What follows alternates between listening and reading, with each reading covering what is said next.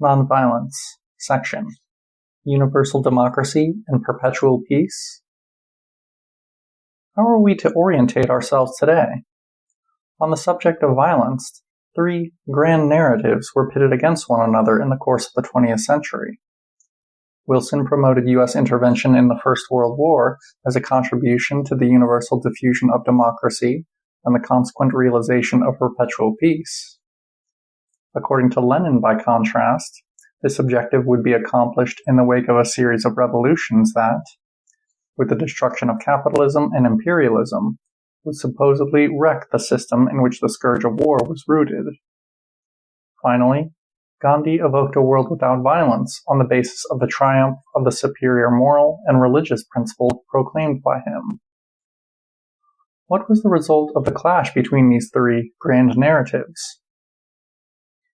In our day, the sole grand narrative that continues to exhibit vitality politically is Wilson's. It also makes skillful use of Gandhi's grand narrative, which now in fact plays an utterly subordinate role. Seemingly promoted under the sign of nonviolence, but actually benefiting from the formidable military, economic, and multimedia apparatus of the United States and the West, the color revolutions are called on to promote the cause of democracy and, indirectly, of peace. In the event, this cause can also be furthered by recourse to arms, via military expeditions conducted with the objective of expanding the area of democracy, or, in other words, the political regime that in and of itself, so we are assured, is an antidote to war and bellicose tendencies. So will perpetual peace be the consequence of the universal diffusion of democracy?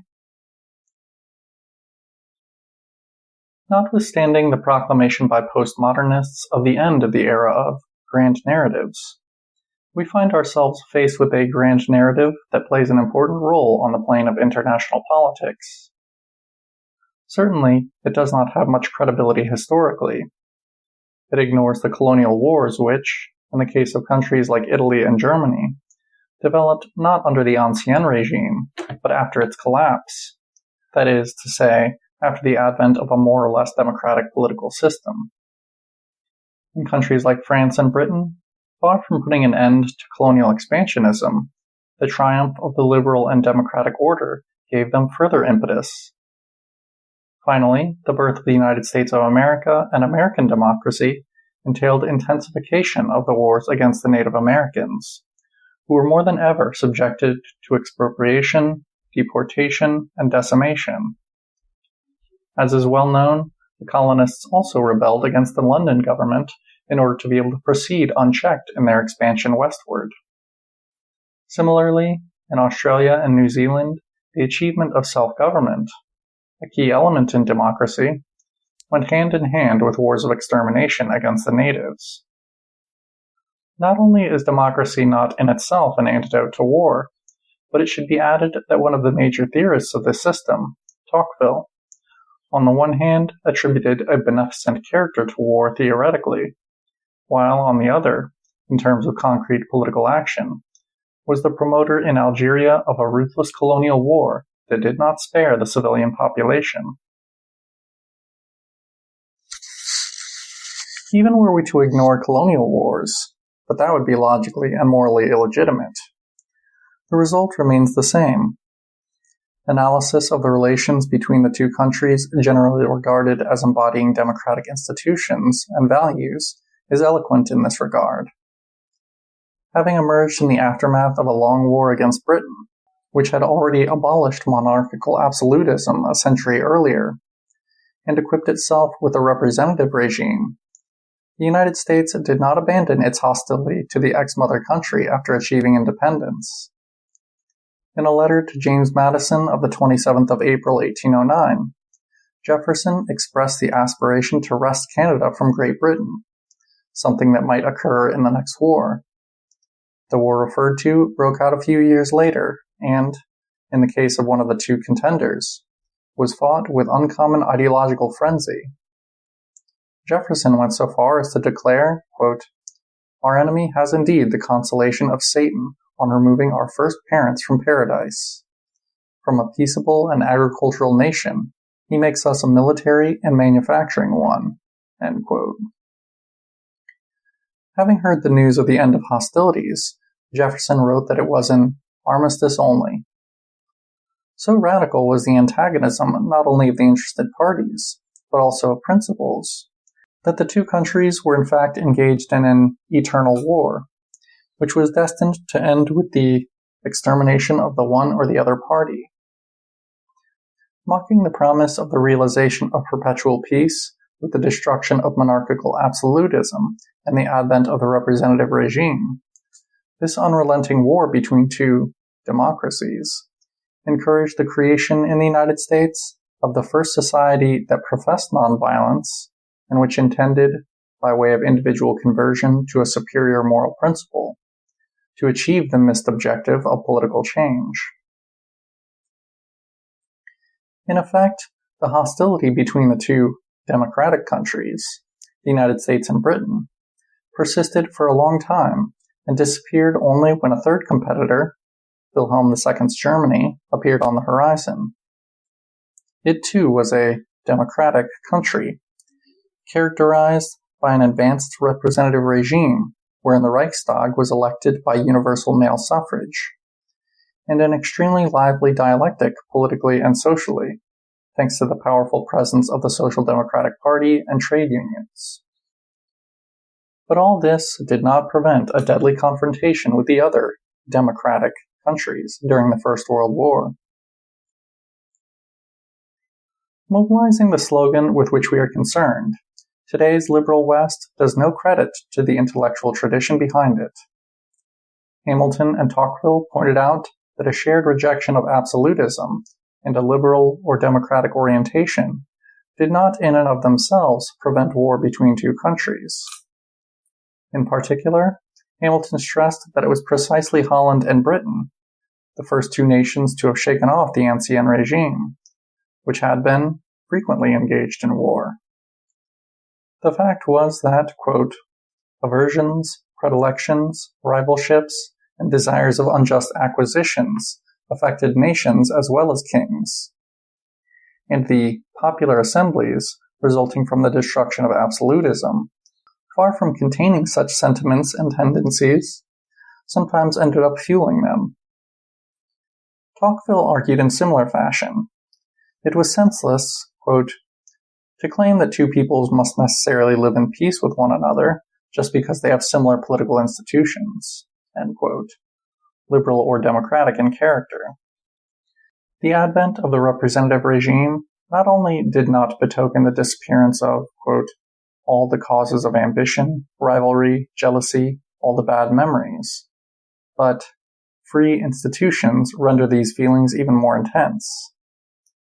Indeed, quote, "all free nations are vainglorious." What was self-evident was the restless and insatiable vanity of a democratic people, as confirmed by the boundless national pride, which, according to Tocqueville, the American people in particular displayed. It might be said that, in deploying the slogan of the realization of perpetual peace in the wake of the universal diffusion, or imposition, of democracy, the liberal West liquidated the strong points in the intellectual tradition it appealed to, and pursued the utopian themes of the French Revolution and the October Revolution, which both promised the advent of perpetual peace and fraternity between nations in the wake of the overthrow of the feudal absolutist Ancien regime and the capitalist old regime. Respectively, how are we to explain this paradox? Let us have a glance at history. The advent first of Thermidor and then of Napoleon, with the repeated wars of conquest that followed, delivered devastating blows to the hopes occasioned by 1789 that with the destruction of the Ancien regime, France had made a substantial contribution to the cause of the realization of perpetual peace. Yet the watchword did not disappear. In 1799, it was Novalis' turn to invoke the holy time of perpetual peace, when what would prevent war would be the configuration of Christianity as a visible church, regardless of state boundaries. Converted and now coterminous with Christianity, European humanity was called upon to awaken and achieve reconciliation and resurrection, so as to exercise hegemony over other continents. In Novalis' reformulation, the ideal of perpetual peace significantly influenced the ideology of the Holy Alliance. The three monarchs who were signatories to the treaty declared that they would, quote, remain united by the bonds of a true and indissoluble fraternity, and felt obliged to lend each other aid and assistance, without letting themselves be impeded by state and national boundaries, given that they regarded themselves and their subjects as fellow countrymen and members of one and the same Christian nation. On this basis, peace and happiness would be established in the world. At this point, the ideal of perpetual peace lost any universality, however imaginary, materializing from the outset in European humanity, and the hegemony exercised by it. Likewise, bereft of any universalistic ambition was the Christianity identified with Europe, as in the title of Novalis' text. Similar considerations might be developed in connection with the October Revolution, called on to remove, along with social privilege and class domination, national arrogance and the presumption of the strongest countries to oppress and exploit the weaker. And internationalism would thus supposedly emerge, rendering state and national boundaries obsolete and paving the way for the realization of perpetual peace. However, in this case too, what Tocqueville had described in connection with the revolutions against the absolutist and feudal ancien regime occurred. Despite the appeal to a shared ideology, the countries of the socialist camp clashed in a series of conflicts and veritable wars. This was not prevented, was sometimes even encouraged, by the fact that they had behind them a revolution against colonial and imperialist domination. The success achieved in a great liberation struggle had rendered their sense of their own state, their own national and cultural identity, prouder and more emphatic. The conflicts between Yugoslavia and the USSR, which in the Great Patriotic War had liberated itself from the threat of an especially ferocious colonization, between the USSR and China, and between China and Vietnam, can also be explained on the basis of such circumstances. The hopes for perpetual peace created by a great revolution once again proved groundless. However, the watchwords associated with it have not therewith disappeared.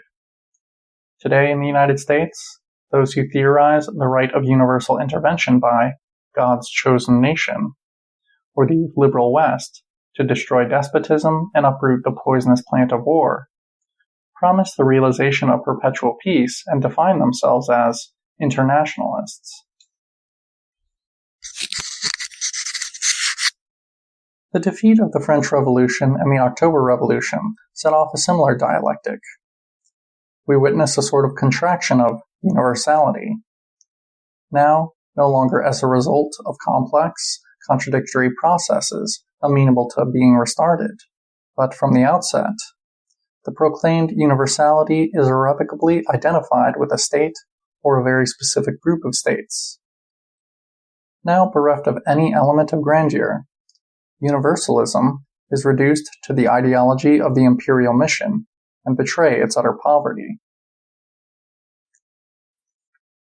This is proved in disturbing fashion by the attitude adopted by one of the most prestigious theorists of the open society and the liberal West.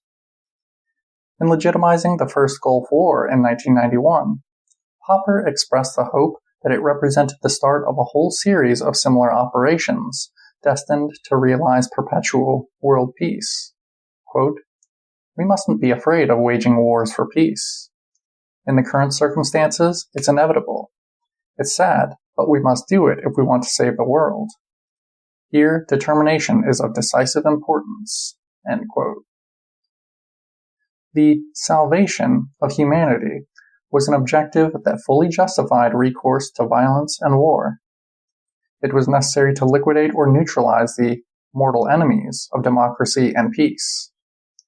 This meant not only Sodom, subsequently delivered over to the executioner, following a war that caused tens or hundreds of thousands of deaths and millions of refugees, and not even only, quote, terrorist states. There was also, quote, communist China, impenetrable for us, end quote from Popper. Hence, as early as 1991, the campaign to spread democracy and lay the bases for perpetual peace presaged an uninterrupted series of wars. In addition to being historically groundless, the grand narrative that derives perpetual peace from universal democracy threatens to be a utopia which transforms itself into a dystopia. In supporting the first Gulf War and invoking others of the same type, Popper does not pose the problem of whether the maxim stated by him, quote, all those who have proposed to bring paradise on earth have only created hell, is not also applicable to the project of enduring world peace endorsed by him. But dogmatism consists in such inability to apply to oneself the rules made for others. End section.